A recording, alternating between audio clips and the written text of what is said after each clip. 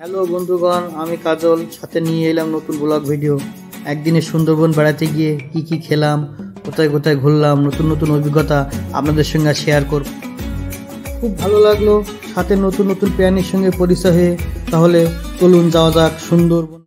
সমস্ত প্রতীক্ষার অবসান ঘটিয়ে এলো সেই প্রতীক্ষিত দিন, যেদিন আমরা যাব সুন্দরবন বেড়াতে, এবং সাথে নেব আপনাদের। আপনারাও সাথে থাকবেন, আমি যা দেখব আপনারাও সেটা দেখবেন।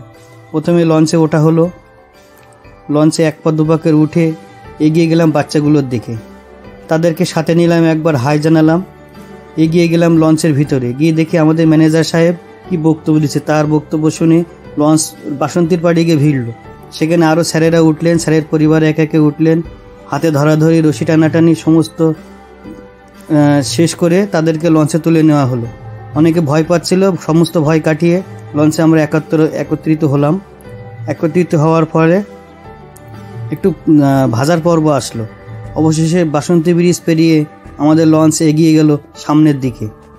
যাচ্ছে তো যাচ্ছে, যাচ্ছে তো যাচ্ছে, চারিদিকের সব জলের রাশি আর রাশি, মন প্রাণ জুড়িয়ে যাচ্ছে। হঠাৎ করে অর্ডার এলো টিফিন খাওয়ার। মন যেন আনন্দে ফুরফুরে হয়ে উঠলো। কি খাবো আর কি নেব। একে একে পাতেলো লুচি, আলুর দম আর আলু পোস্ত। উফ, মাখা মাখা কি সেট। সাথে বন্ধুরা আপনি দেখছেন তো 5 বালিশ, উফ 5 বালিশ মিষ্টি, পাঁচ বালিশ মিষ্টি। সে কি টেস্ট, সে কি স্বাদ। জাহাজের মাছ তুলে কেট মারতে মারতে শাহরুখ খান সাজতে চাইছিলাম, কিন্তু কি যেন কি হয়ে গেল। হঠাৎ করে চায়ে ডাক আসলো। একে একে সবাই চা পান করতে লাগলো। চা দিচ্ছিলেন আমাদের জামাইবাবু ফরিদ হোসেন লস্কর। চা পান করতে করতে উত্তমবাবু কি যেন একটা বোঝাচ্ছিলেন। কিছুক্ষণ পরেই ডাইনে আসলো গোসাবা ফেরিঘাট পার হয়ে হঠাৎ দেখি মাছ তুলে ফটোশপের আসর বসেছে। সেখানে তাদের না জানিয়ে কিছুটা ভিডিও করে নিলাম। ভিডিও করে নিয়ে খানিক দূর এগিয়ে দেখি আমাদের লঞ্চের সাথে সাথে চলছে বাংলাদেশের একটা ভেসেল আলহুডার সে মতে চলেছে সাইফ্লাস নিয়ে। সামনে একটা চড়া পেরিয়ে আমরা পৌঁছে গেলাম সজনেখালির ঘাট। সজনেখালির ঘাটে একে একে বোটম্যান সবাইকে নামিয়ে দিচ্ছিলেন। আমাদের বোটম্যান সত্যি মানবদরদী মানুষ, উনি সবাইকে হেল্প করছিলেন। সবাই আস্তে আস্তে আমাদের সজনেখালি ঘাটে নেমে পড়ল, এবং কিছুক্ষণ পরে একটা ঘটনা ঘটে গেল। দুজন বাদর ওখানে বসেছিল। বাদরকে দেখে বাদদামি তো মনে জাগবেই। ওদের গায়ে হাত ছোঁয়াতে গিয়েই কামড়ে দিচ্ছিল। অল্প একটুর জন্যে বেঁচে গিয়েছে আর কি। তারপরে সবাই একে একে সামনে এগোতে লাগলাম। সামনে এগিয়ে সজনেখালি মেন পার্কে আমরা প্রবেশ করলাম। প্রবেশ দাঁড়িয়ে রয়েছে সেই গেটে সেখানে সজনেখালি পার্ক সম্পর্কে অনেক কিছু লেখা আছে। তারপরে কিছু দূরে দেখি একটা বাঘমামা বসে আছে।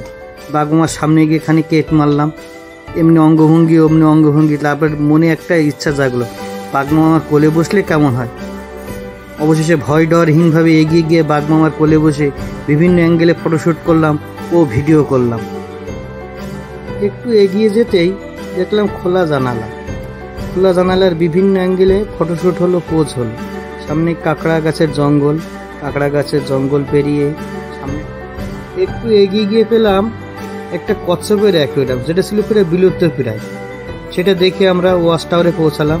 সজনেখালি ওয়াচ টাওয়ার থেকে বিভিন্ন অ্যাঙ্গেলে ফটোশ্যুট করা হলো, খুব ভালো লাগছিল। কিছুক্ষণ পরে আমি দেখে তো অবাক, একই জঙ্গলে বাঘ ও হরিণের পাশাপাশি বসবাস। এজন্য প্রকৃতির এক মিলনিক সহচর্য, খুব ভালো লাগছিল। তারপরে ওয়াল পেন্টিংগুলো দেখলাম। ওয়াল পেন্টিং দেখে একটা আশ্চর্য জিনিস দেখাবো বন্ধু আপনাদের। সেটা হলো এই যে শ্বাসমূল যুক্ত এই যে সুন্দরী গাছের বন, এখানে প্রচুর বাদরও ঘুরছিল। সেখান থেকে আমরা এগিয়ে গেলাম সজনেখালি ঘাটের দিকে। সজনেখালি ঘাটে সবাই অপেক্ষা করছিল আমাদের বোটের জন্য, কিন্তু ওদিকে দয়াপুরে সেই আমাদের দয়া দেখে উকি মারছিল। কিন্তু দয়াপুরের দয়ায় আমার মন গলল না। আমরা সবাই বোটে উঠে পড়ল। বোট এগোচ্ছিল, দুধারে ছিল গর্জন গাছের সারি। গর্জন সেই একরকম শুনতে শুনতে আমরা কিছু নদী নালার খাল পেরিয়ে গেলাম। খুব অপ্রকৃতি অপরূপ শোভা, খুব ভালো লাগছিল, খুব ভালো লাগছিল। কিছু দূর এগিয়ে গিয়ে আমাদের বোট আর একটা খালে গিয়ে পড়লো। খালটার নাম আমরা জানি না। খালের ধারে ছিল হেতাল গাছের বনে নাকি বাঘ থাকে। আমরা বাঘ মামা দেখার সৌভাগ্য হয়নি, তবে হেতালের তীরে বাঘের থাবার আমরা দেখেছিলাম। তারপরে গিয়ে এসে পড়লো সে পঞ্চম নদীর সঙ্গমস্থল। দোবাকি টাওয়ারের যাওয়ার আগে এটা পড়ে। এখানে মাতলা, বিদ্যা, হেড়োভাঙা, গোমতী ও গাজী নদীর অপূর্ব মিলনস্থল। সে নিজ সচক্ষে না দেখলে এর বর্ণনা করা অপরসীম। এরপরে আসলো খাওয়ার পর্ব। দুপুরে আমাদের খেতে দেওয়া হয়েছিল। খাওয়ার মেনুতে ছিল সবজি আর ভেটকি মাছের পাতুরি। ভেটকি মাছের পাতুরিটা খেতে কি সুন্দর আর কি মজার, কি সুস্বাদু বন্ধু, আপনাদের কি বলবো। খুলতে খুলতে যেন অর্ধেক পেট ভরে যাচ্ছিল, গন্ধে চারিদিকে মোমো করছিল। ভেটকির এক টুকরো গালে দিতে গালে যেন জল চলে আসলো। কি মজা। মাংসের পর্ব আসলো, মাংস কপিস খেলাম। মাংস খেতে খেতে আমাদের দোবাকি টাওয়ারের এসে আমাদের বোট ভিড়ল। চিড়িয়াখানায় যেমন বাঘকে ভিতরে রাখা হয়, দর্শক বাইরে থাকে, এখানে ঠিক আমরা ভিতরে আছি, বাঘ বাইরে আছে। রাস্তা ধরে কিছু দূর এগিয়ে যেতে দেখতে পেলাম বনদেবীর মন্দির। এখানে অনেক সম্পর্কে লেখা আছে। তারপর আমরা সিঁড়ি বেয়ে ওয়াচ টাওয়ারের দিকে এগোতে লাগলাম। ওয়াচ টাওয়ারের পর উঠে দেখি জাস্ট ওয়াও, মানে নিজের চোখকে না দেখলে বিশ্বাস করা যাবে না। কি সুন্দর ভিউ সুন্দরবনের এখান থেকে পাওয়া যায়, সে আপনারা নিজের সচক্ষে যখন দেখবেন তখন দেখতে পাবেন। সমস্ত দিকে দেখে মন প্রাণ উতাল জুড়িয়ে গেল। ভালো লাগা আর ভালো লাগা, কত সুন্দর লাগছিল আপনাদের বোঝাতে পারবো না। তারপরে দূরে যেন একটা হরিণের আভা আসলো। তারপরে সে এলো মহেন্দ্রক্ষণ। একটা হরিণ গুটি গুটি পায়ে আমাদের দিকে এগিয়ে আসছিল। আমাদের চেঁচামেচিতে সে খানিকটা দাঁড়িয়ে গেল।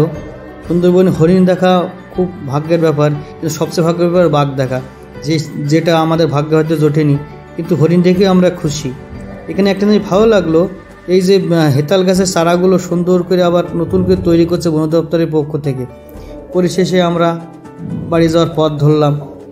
সবাই একসঙ্গে একটা সেলফিতে আবদ্ধ হলাম। সবাই হাত নাড়িয়ে টাটা জানিয়ে আমরা নিজে যে যার বোটে ফিরে এলাম।